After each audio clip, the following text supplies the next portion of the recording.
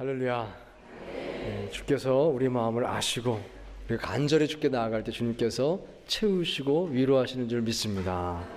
우리가 받은 은혜를 깨닫고 감사하는 것도 중요하지만 그보다 더 중요한 것은 은혜를 주시는 하나님을 깨닫는 것이다 말하겠습니다.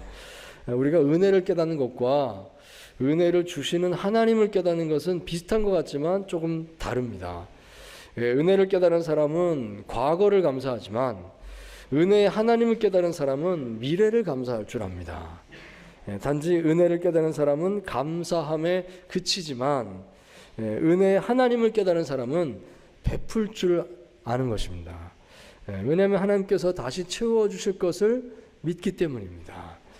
부산 고신대 복음병원에서 오랫동안 헌신적인 수고를 아끼지 않으셨던 장기려 박사님은 가난한 환자들을 진료하다가 수술비가 없거나 생활비가 없는 환자를 만나면 진료를 끝낸 뒤에 조용히 흰 봉투를 건네주곤 했었다라고 합니다. 환자가 집에 가서 봉투를 열어보면 그 안에 차비가 또 약값이 들어있곤 했던 것입니다. 주변 사람들이 물어봤습니다. 박사님, 그렇게 계속 다 주시면 뭐가 남습니까? 그러면 장기려 박사님은 평소에 이렇게 말씀하셨다고 합니다. 이것은 다 원래 내 것이 아닙니다. 하나님께서 필요하면 또 주십니다. 이렇게 말씀하셨다는 거죠. 시편 23편에 다윗은 이렇게 고백했습니다. 여호와는 나의 목자시니 내게 부족함이 없으리로다. 아멘. 부족함이 현재 없습니다가 아니라 없으리로다입니다. 지금은 부족할 수도 있습니다. 하지만 나를 여기까지 인도하신 하나님께서 채워주실 줄 믿습니다. 하나님께서 반드시 은혜로 돌봐주실 줄 믿습니다. 이것이 그 고백인 것입니다. 여러분, 우리는 단지 은혜를 알 뿐 아니라 은혜를 주시는 하나님을 알아야 하겠습니다. 마침내 장차 더 큰 은혜를 채워주실 그 하나님을 믿는 믿음의 사람들 다 되시기를 축원드립니다. 자, 오늘 본문 말씀은 창세기 33장의 말씀입니다. 브니엘에서 하나님과 씨름하여 이겼다는 그 칭찬과 함께 이스라엘이라는 새 이름을 얻은 야곱은 이제 확실히 하나님의 은혜를 깨달았습니다. 아니, 은혜의 하나님을 깨달았습니다. 그 내용이 여기 33장에 그대로 나오고 있습니다. 자, 먼저 5절 말씀 같이 한번 보겠습니다. 5절 같이 읽습니다. 시작. 에서가 눈을 들어 여인들과 자식들을 보고 묻되 너와 함께한 이들은 누구냐? 야곱이 이르되 하나님이 주의 종에게 은혜로 주신 자식들이니이다. 아멘. 자, 야곱은 드디어 두렵고 떨림으로 형 에서를 만났죠. 혹시 형이 나를 죽이면 어떡하나 걱정했었지만 이미 하나님께서 에서의 마음을 다 만져 놓으셨던 것입니다. 그래서 만나는 순간에 그들은 화해가 되었습니다. 부둥켜 안고 울면서 서로를 향한 그 사랑의 고백을 나누게 되죠. 자, 그때 에서가 첫 번째로 한 질문이 이것이었습니다.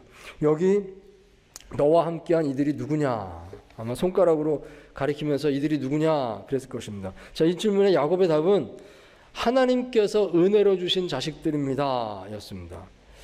그냥 제 자식들입니다 이렇게 말하는 게 아니라 하나님께서 은혜로 주신 자식들입니다 이렇게 표현을 하고 있습니다. 여러분, 이 대답 속에 야곱의 신앙 고백이 들어있는 것입니다.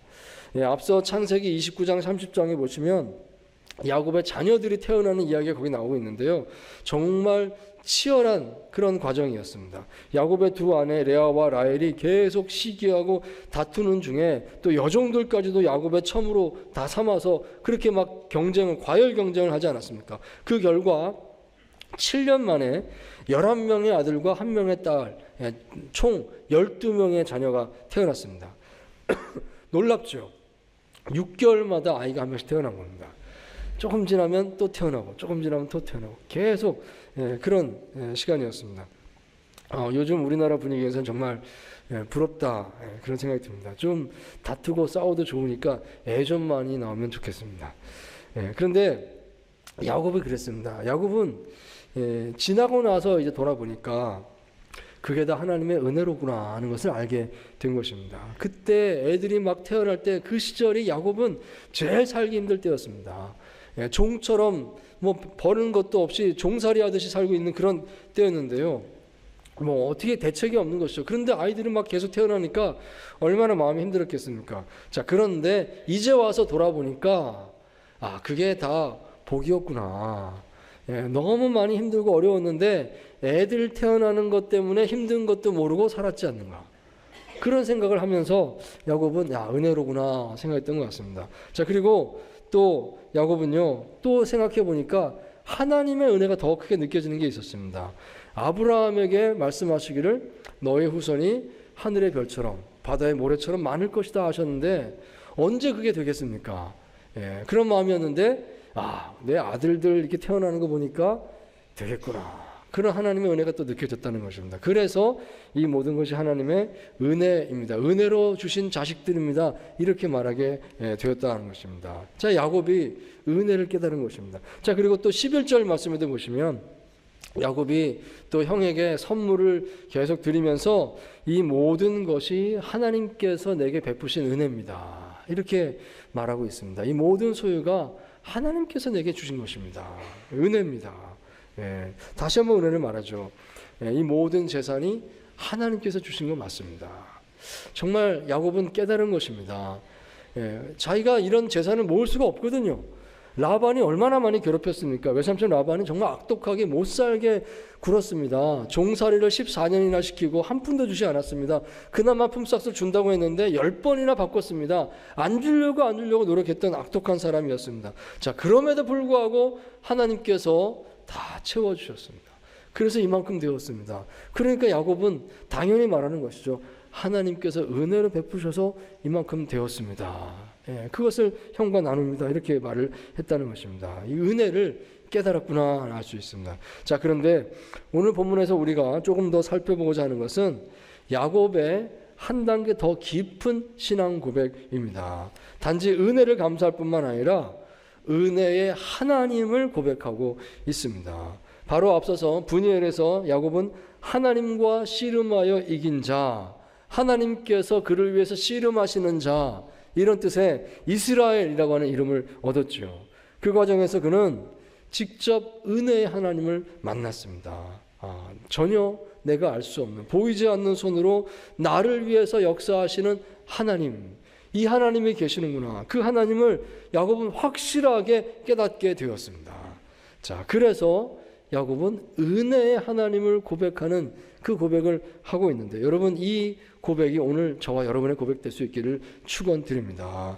참으로 이 믿음이 오늘 우리의 삶에 적용되기를 간절히 바랍니다. 자, 첫 번째로 은혜의 하나님을 깨달은 사람은 영적인 자신감을 가지게 됩니다. 자, 33장 1절에서 4절까지 말씀인데요. 제가 1절을 읽고 2, 3, 4절은 같이 읽도록 하겠습니다. 야곱이 눈을 들어보니 에서가 400명의 장정을 거느리고 오고 있는지라. 그의 자식들을 나누어 레아와 라헬과 두 여종에게 맡기고 여종들과 그들의 자식들은 앞에 두고 레아와 그의 자식들은 다음에 두고 라헬과 요셉은 뒤에 두고 자기는 그들 앞에서 나아가되 몸을 7번 땅에 굽히며 그의 형 에서에게 가까이 가니 에서가 달려와서 그를 맞이하여 안고 목을 어긋 맞추어 그와 입 맞추고 서로 우니라. 아멘. 자, 여기 야곱의 모습을 보시기 바랍니다. 에서가 400명의 군사를 이끌고 지금 오고 있다는 소식을 들었습니다. 야곱은요, 두려운 마음이 들었죠. 이제 곧 죽을 수도 있겠다는 공포가 있었습니다. 그래서 먼저 하는 것이 때를 또 나누는 것입니다. 제일 먼저 여종과 그 여종의 자녀들 앞에 가게 하고, 그 다음에 레아와 레아의 자녀들 그 다음에 가게 하고, 그 다음에 라헬과 요셉, 이 세 때로 나눠서 걸어가게 한 겁니다. 그런 뜻이죠. 만약에 에서의 군대가 와서 맨 앞에를 치면 뒤에 있는 사람들은 빨리 도망가라, 이런 뜻이었던 것입니다. 자, 그런데 중요한 것은 야곱의 모습입니다. 야곱이 여기서 어디에 위치하고 있습니까? 3절 말씀을 다시 보시기 바랍니다. 잘 보시면 야곱은 맨 앞에 서고 있습니다. 무슨 뜻이겠습니까? 내가 이 문제를 제일 먼저 맞이하겠습니다. 문제를 회피하지 않고 문제를 맞닥뜨리겠습니다 하는 그 용기를 가지고 나아갔구나 하는 것을 알 수가 있다는 것입니다. 앞에 32장에서는 전혀 달랐죠. 그렇지 않았습니다. 그때는 야곱이 어디 있었습니까? 맨 뒤에 있었습니다. 다 보내고 못 떠나서, 강을 못 건너서 혼자 엎드려 기도하고 있었던 게 그때 야곱이었습니다. 두려워서 벌벌 떨고 있었다는 것입니다. 자, 그런데 이제 은혜의 하나님을 만난 후에 그는 영적인 자신감을 가지게 되었습니다. 앞으로 나갑니다. 하나님께서 나와 함께 하신다는 확신이 있어서 맨 앞에 나가서게 되었다는 것입니다. 자, 그리고 그가 맨 앞에 가서 어떤 행동을 하는가 보시기 바랍니다. 그는 몸을 7번 땅에 굽히면서 절을 했다라고 되어 있습니다. 여기 절을 한다는 것은요, 코가 땅에 닿도록 바짝 엎드린 그런 행동을 뜻하고 있습니다. 나에게 자비를 베풀어 주십시오. 나를 살려 주십시오. 그런 정말 겸손에 가장 낮아지는 그런 표현이 되겠습니다. 전날 밤새 하나님과 씨름하느라 야곱은 한숨도 자지 못했습니다. 그럼 그의 겉모습이 어떻겠습니까? 매우 피곤하고 초췌한 모습이었을 것입니다. 그리고 그가 하나님과 씨름을 할 때 하나님께서 그의 허벅지 관절을 치셨습니다. 그래서 새벽에 야곱은 쩔뚝쩔뚝 절개되었더라 라고 기록을 하고 있습니다. 자, 그러니까 야곱이 7번 절을 했는데요, 절을 할 때 그의 모습이 어떤 모습이었겠습니까? 세상에 이렇게 불쌍한 사람이 없는 겁니다. 정말로 초췌한 모습으로 다리를 절고 절을 하다가 이 균형을 잡을 수 있습니까? 넘어지면 또 삐뚤빼뚤 일어나다가 또 좀 가다 또 다시 절을 하고 이러면서 정말 불쌍하게 다가오는 그런 모습을 멀리서 에서가 보았더라 하는 것입니다. 자, 여러 성경학자들은요, 바로 이러한 야곱의 모습이 형 에서를 감동시켰을 것이다 라고 추측을 합니다. 다리를 절면서 7번 엎드리는 그 불쌍한 동생의 모습을 보면서 에서는 미운 마음이 다 사라지게 되었고 긍휼의 마음을 가지게 되었고, 그래서 여기 성경에 써 있지는 않으니까 알 수는 없죠. 하지만 그랬을 가능성이 크다는 겁니다. 동생을 용서하게 되었다, 품어주게 되었다 하는 것이죠. 자, 근데 만약에요, 야곱이 이런 모습이 아니었다고 한다면 어떻게 됐겠습니까? 20년 전에 형을 속여서 그 축복을 빼앗고 도망갔던 야곱입니다. 그런데 20년 만에 나타났는데 나 성공했습니다, 말을 타고 늠름하게 아주 깨끗한 모습으로 떠벅떠벅 왔으면 어떻게 됐겠습니까? 에서가 당장 달려가서 칼로 죽였을 겁니다. 그렇지 않았겠습니까? 그러면 여러분, 이 야곱의 다리를 저는 이 모습 또한 은혜였구나 하는 걸 생각할 수가 있습니다. 그것도 역시 은혜였습니다. 하나님께서 야곱이 살 수 있게 만들어 주신 것입니다. 여러분, 어떻게 해서 야곱이 이런 모습이 될 수 있었던 것입니까? 그렇습니다. 그는 진심으로 은혜의 하나님을 만났기 때문이었습니다. 하나님, 은혜의 하나님, 나와 함께 하십니다. 그것을 알았기 때문에 그는 영적인 자신감이 있었던 것이고 모든 걸 내려놓을 수 있었습니다. 다 내려놓고 겸손하게 엎드려 7번 절할 수 있었습니다. 자, 그렇기 때문에 그가 살았다는 것입니다. 그게 하나님의 은혜였습니다. 여러분, 바로 이 마음이 세상을 이기는 그리스도인의 마음임을 기억하시기 바랍니다. 우리가 어떻게 세상을 이깁니까? 더 강하고 더 세지고 더 높아지면 이깁니까? 그게 아니고요, 우리는 겸손해야 되는 것입니다. 어떻게 겸손할 수 있습니까? 은혜의 하나님을 믿기 때문입니다. 하나님께서 아십니다. 하나님께서 다 채워주실 줄 믿습니다. 예수님의 십자가가 바로 이것이었습니다. 예수님께서 낮아지고 겸손하고 목숨까지 내주셨는데 하나님께서 다시 살리시고 부활케 하시고 그를 높이시지 않습니까? 모든 사도들과 우리 신앙의 선배들이 본을 보인 것이 바로 이것이었습니다. 여기 신약 고린도후서 6장에 보시면 사도 바울이 이런 고백을 하고 있습니다. 제가 읽습니다. 우리가 이 직분이 비방을 받지 않게 하려고 무엇에든지 아무에게도 거리끼지 않게 하고 오직 모든 일에 하나님의 일꾼으로 자천하여 많이 견디는 것과 환난과 궁핍과 고난과 매맞음과 갇힘과 난동과 수고로움과 자지 못함과 먹지 못함 가운데 있었습니다. 이런 고백입니다. 그러니까 얼마나 주님의 이 복음을 전하기 위해서 사도들이 정말 자처해서 고생을 했는가. 그 매맞고 갇히고 난동을 당하고 잠도 못 자고 먹지도 못하고, 근데 이런 것을 기쁘게 스스로 감당을 했다 말하고 있는 것입니다. 자, 그리고 그 다음에 8절에서 10절까지 말씀인데요, 우리 같이 읽도록 하겠습니다. 시작. 우리는 무명한 자 같으나 유명한 자요, 죽은 자 같으나 보라 우리가 살아있고, 징계를 받는 자 같으나 죽임을 당하지 아니하고, 근심하는 자 같으나 항상 기뻐하고, 가난한 자 같으나 많은 사람을 부유하게 하고, 아무것도 없는 자 같으나 모든 것을 가진 자로다. 아멘. 즉 사도들은요, 온갖 고난과 박해받는 삶을 자청해서 살았다는 것입니다. 스스로 무명한 자가 되고, 스스로 죽은 자가 되고, 스스로 징계받는 자가 되고, 스스로 근심하는 자가 되었습니다. 그렇지만 그들은 낙담하지 않았다는 것입니다. 우리는 결국 유명한 자요, 살아있는 자요, 항상 기뻐하는 자요, 모든 것을 가진 자로다. 어떻게 그렇게 할 수 있었겠습니까? 은혜의 하나님을 믿었기 때문입니다. 하나님 진실로 은혜의 하나님입니다. 반드시 하나님께서 바로잡아 주시고 채워주시고 위로하실 줄 믿습니다. 그러니까 나는 오늘 자신 있는 것입니다. 나를 낮출 자신이 있습니다. 나를 희생할 자신이 있습니다. 나를 더 아무것도 아닌 사람 만들 자신이 있습니다. 하나님께서 다시 영광스럽게 하실 줄 믿습니다.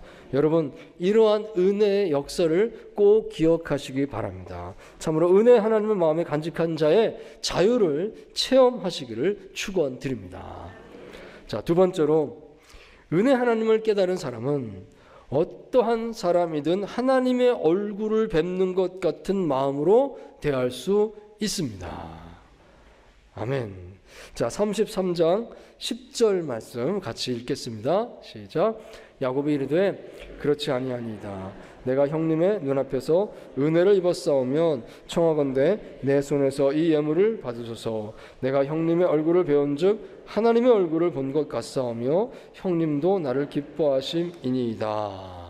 아멘. 자, 여러분, 이 표현을 눈여겨보시기 바랍니다. 여기 야곱의 느낌을 표현하고 있는데요, 이렇게 되어 있죠. 내가 형님의 얼굴을 배운 즉 누구를 봅니까? 하나님의 얼굴을 본 것 같사오며 말하고 있습니다. 야곱이 이렇게 고백합니다. 놀랍습니다. 정말 이건 극찬 아니겠습니까? 사람의 얼굴을 보면서 하나님의 얼굴을 본 것 같다. 정말 말도 안 되는 말인데요, 이렇게 고백을 하고 있습니다. 자, 그런데 이것은 야곱이 단지 형 에서에게 아부하기 위해서 인사치레를 하는 말이 아니었던 것입니다. 진심으로 말한 것입니다. 정말로 형의 얼굴에서 하나님의 얼굴이 보입니다. 진심으로 말한 것입니다. 어떻게 된 일일까요? 이것은 야곱이 진짜 은혜의 하나님을 만났기 때문에 가능한 일이었다 하겠습니다.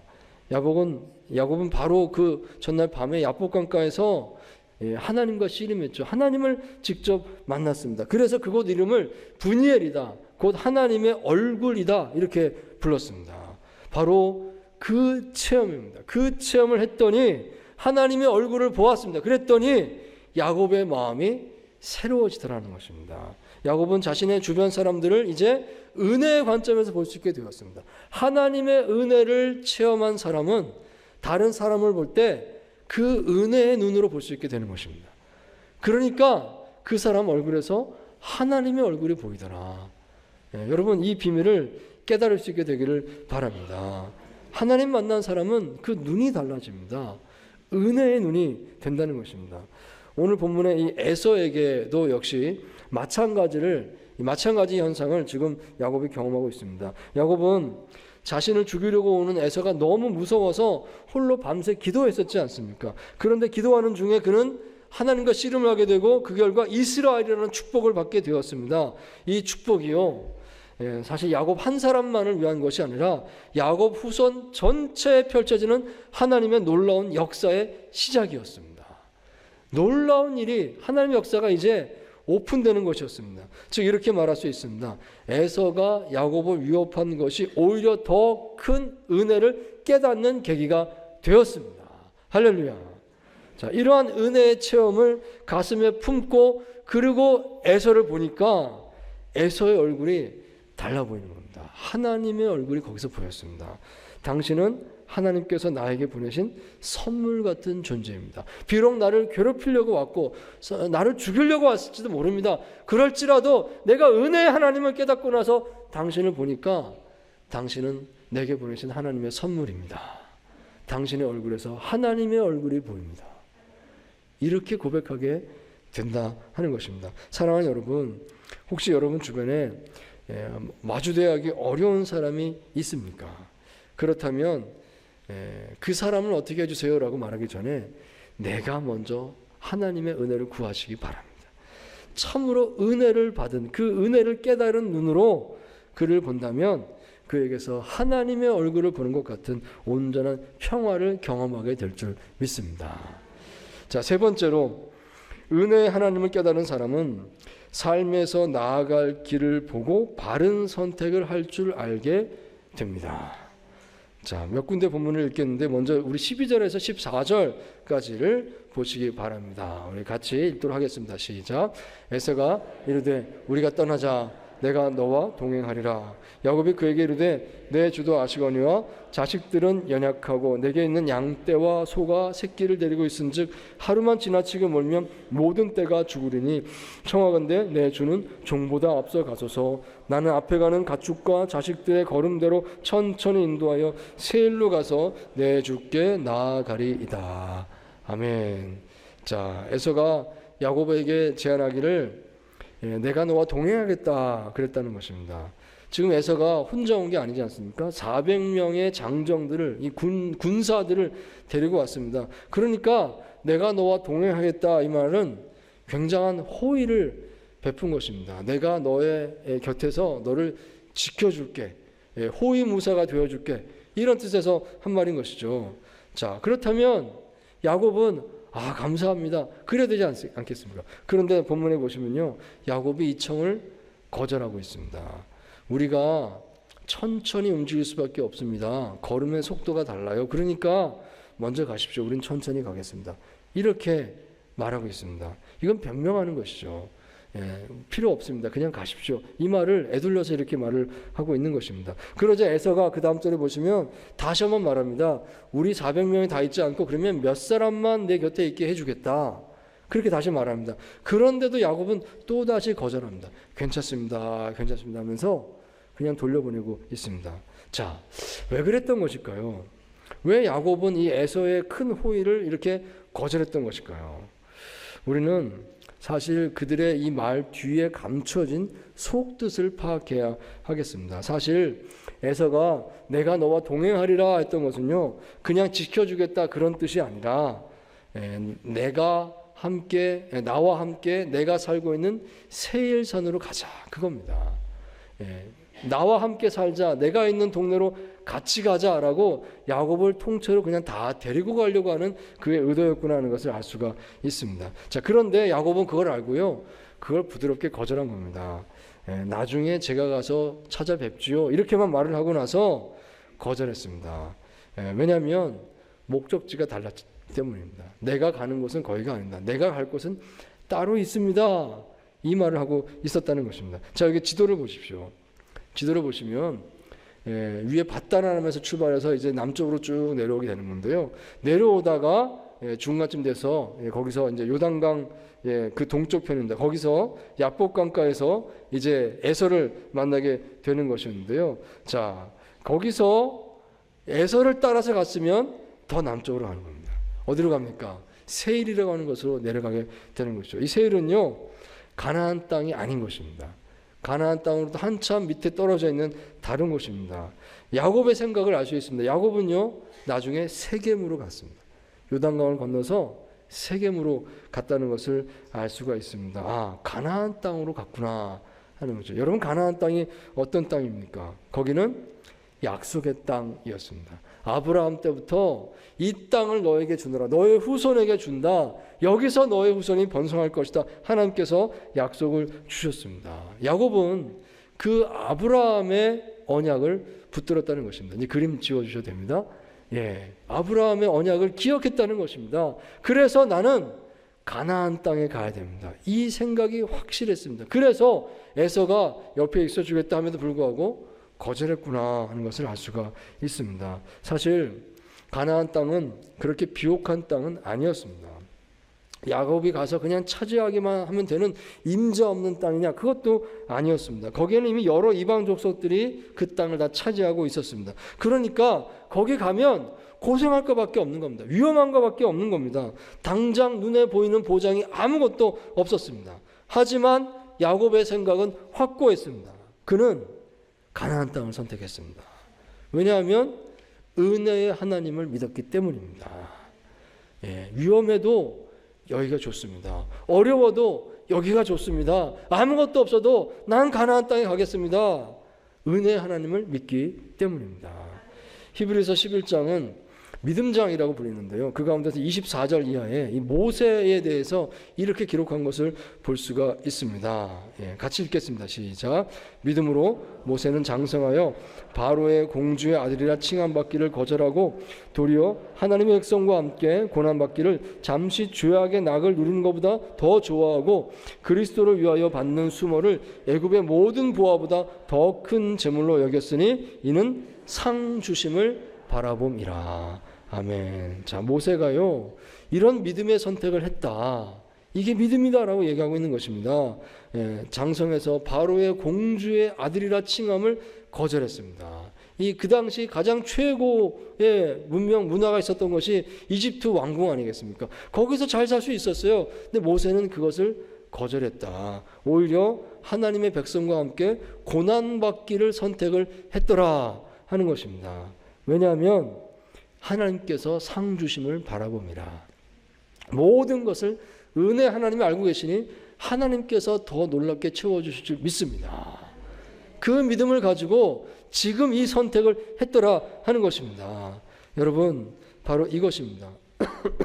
우리가 은혜 하나님을 깨달았을 때 오늘 우리 삶에서 행해야 되는 것이 바로 이것이다 하겠습니다. 이것이 바로 믿음입니다. 이 믿음이 우리에게 있어야 되겠습니다. 곧 하나님의 은혜가 모든 것을 채우실 것이라는 믿음입니다. 하나님의 은혜가 온전히 내 삶에 임할 것이라는 믿음입니다. 하나님의 은혜로 내 삶이 마침내 평안하게 될 것입니다. 그 믿음입니다. 여러분, 이 믿음이 오늘 저와 여러분의 삶이 되기를 축원드립니다. 자, 그리고 마지막으로 여기 18절에서 20절까지 말씀을 읽겠습니다. 이 말씀이 사실 전체의 결론에 해당되는 고백을 담고 있는데요. 우리 같이 함께 읽도록 하겠습니다. 시작. 야곱이 밧단아람에서부터 평안히 가나안 땅 세겜 성읍에 이르러 그 성읍 앞에 장막을 치고 그가 장막을 친 밭을 세겜의 아버지 하몰의 아들들의 손에서 베크시타에 샀으며 거기에 제단을 쌓고 그 이름을 엘로헤 이스라엘이라 불렀더라. 아멘. 자, 야곱이 드디어 세겜에 왔다는 것입니다. 자, 그런데 여기서 우리가 주목해야 해서 봐야 될 단어가 하나 있습니다. 그것은 18절에 평안히라고 하는 말입니다. 평안히 가나안 땅 세겜 성읍에 이르렀습니다. 이게 왜 주목해 봐야 되는가 하면요, 앞서 28장에 한번 야곱이 말했던 단어이거든요. 야곱이 그때 베델에서 소원을 하면서 이렇게 말했습니다. 내가 정말로 평안히 아버지의 집으로 돌아올 수 있게 해 주신다면 그러면 내가 하나님께 이렇게 소원을 이행하겠습니다. 이런 약속을 드렸던 적이 있었습니다. 그런데 20년이 지났습니다. 20년 후에 이제 돌아왔습니다. 돌아오면서 이제 깨닫는 겁니다. 평안히 오게 해 주셨습니다. 그 거리가 한 700km 된다고 하는데요. 어떤 일을 당할지 모르는 것이죠. 위험한 일이 많은 그런 시대입니다. 그런데 평안히 여기까지 이르게 해 주셨습니다. 하나님의 이 놀라운 은혜를 고백하고 있는 것입니다. 정말로 하나님은 은혜의 하나님이십니다. 이것을 온전히 발견하게 되었습니다. 이 고백을 하는 것입니다. 자, 그래서 야곱이 이렇게 했습니다. 그 세겜에 베크시타라고 하는 큰 돈을 들여서 땅을 삽니다. 이 땅, 여기가 하나님의 땅입니다 하는 것을 나타내는 것이죠. 그리고 거기 제단을 쌓고 거기 이름을 엘로헤 이스라엘이라고 붙였습니다. 이게 무슨 뜻인가 하면요, 하나님 이스라엘의 하나님 이런 뜻입니다. 하나님이고요, 엘로헤 무엇의 하나님이란 뜻입니다. 뒤에 이름이 나옵니다. 이스라엘, 이스라엘의 하나님, 이런 단어입니다. 여러분, 이스라엘이 누굽니까? 이스라엘은 야곱 자신입니다. 하나님께서 그에게 새 이름을 주셨죠. 너는 이제부터 이스라엘이라고 해라. 받은 그 새 이름을 고백하는 겁니다. 이스라엘의 하나님, 그러면 무슨 뜻이겠습니까? 나의 하나님이란 뜻입니다. 나의 하나님을 고백했다는 것입니다. 야곱은요, 지금까지 한 번도 나의 하나님을 고백한 적이 없었던 것입니다. 그는 이렇게 말했습니다. 할아버지 아브라함의 하나님이요, 또 아버지 이삭의 하나님이요, 이렇게 기도하고 이렇게 하나님을 불렀던 것입니다. 자, 그런데 이제 처음으로 야곱이 하나님 이스라엘의 하나님입니다, 이렇게 말하고 있습니다. 하나님, 나의 하나님입니다. 진짜 나의 하나님입니다. 이걸 확실하게 고백했더라 하는 것이죠. 여러분, 이것은 단지 호칭에 대한 이야기가 아닌 것입니다. 이제는 내가 영적으로, 신앙적으로 든든히 섰습니다 하는 뜻입니다. 그동안은 부모의 신앙을 의지했습니다. 할아버지 아브라함의 신앙을 의지했습니다. 아버지 이삭의 신앙을 의지했습니다. 이제 아닙니다. 이제 아닙니다. 나 이스라엘의 신앙으로 서겠습니다. 자기 신앙의 독립을 온전히 그 마음에 품었다, 이것을 증거하고 있다 하는 것입니다. 사랑하는 성도 여러분, 야곱의 인생을 돌아보면 수많은 은혜의 사건들이 있었습니다. 베델의 그 돌베개를 그 하나님께 제사했던 그 은혜, 또 라반의 집에서 그렇게 고생 중에도 성장했던 그 은혜, 야복강가에서 하나님을 직접 만났던 그 은혜, 에서와 정말 극적으로 화해하게 되었던 그 은혜, 야곱의 인생에는 수많은 은혜들이 있었습니다. 자, 그런데 야곱이 마지막에 붙든 것은 무엇입니까? 그 은혜 자체가 아니었습니다. 야곱이 붙든 것은 그 은혜를 주시는 하나님이었습니다. 나의 하나님, 이스라엘의 하나님, 그는 하나님을 붙잡았다는 것입니다. 그래서 외쳤습니다. 엘로의 이스라엘, 하나님은 이스라엘 하나님, 나의 하나님입니다. 여러분, 이 고백이 저와 여러분 고백될 수 있게 되기를 바랍니다. 하나님은 우리 아버지 하나님, 우리 어머니 하나님이 아니라 나의 하나님입니다. 예? 우리 목사님의 하나님이 아니라 나의 하나님입니다. 내가 체험한 나의 은혜 하나님을 굳게 붙잡으시기를 바랍니다. 그럴 때 세상이 달라질 것입니다. 그럴 때 담대해질 것입니다. 얼마든지 나를 낮출 수 있게 될 것이고, 얼마든지 희생할 수 있게 될 것이고, 그러나 걱정하지 않을 것입니다. 은혜 하나님께서 반드시 다 채워주실 줄 믿습니다. 여러분, 자신에게 질문해 보십시오. 참으로 하나님은 나의 하나님이십니까? 언젠가 우리가 인생을 마무리하게 될 때 우리가 남겨야 될 신앙 고백은 나는 많은 은혜를 받았습니다가 아닌 것입니다. 하나님은 나의 하나님입니다, 이렇게 고백하시게 되기를 바랍니다. 엘로헤 이스라엘, 하나님 나의 하나님이십니다. 이 고백으로 살아가시는 모든 성도님들 다 되시기를 축원드립니다.